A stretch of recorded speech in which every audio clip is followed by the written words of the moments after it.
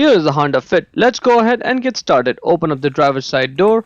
Now right over there is the primary hood release lever. Pull it. Now in front of the vehicle, right on top of the Honda emblem, is a secondary release lever.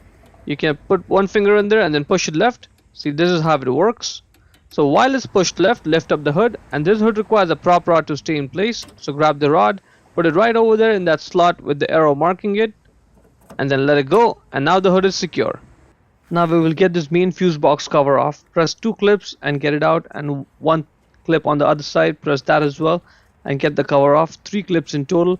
Underneath this cover you will find the spare fuses and the fuse puller. Let's go ahead, get the fuse puller out of there. And now inside the car, right underneath the steering column, you'll find a fuse diagram. Let's focus on the top right corner of it. It says front ACC socket. This is for the socket that's outside by the gear shift. And right over there, the 20 amp spare fuse, that's the one for it.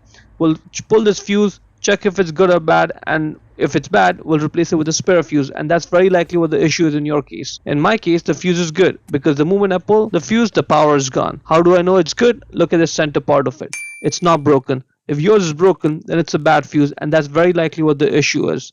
So let's go ahead and get the 20 amp spare fuse, and always replace the 20 amp with a 20 amp, nothing else, or else it will cause all sorts of electrical issues. Check that this spare fuse is good, and this is looking good. Let's just put it back in the original position and power's back on. For the other outlet that's inside the console, pull this cover, and right over there, ACC socket console.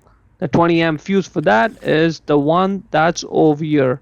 Same idea, we'll pull this fuse and see if it's good or bad and replace it if needed. Power's gone, this fuse is good.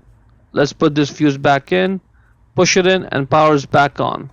Let's put this cover back on, and this cover is kind of hard to take off, so when you're taking it off, be patient with it.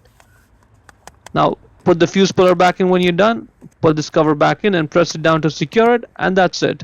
To close the hood, first push on it, get the rod out of that slot, put it back in its place, and then push it down to secure it. Lower the hood and slam it shut. Hope you found it useful.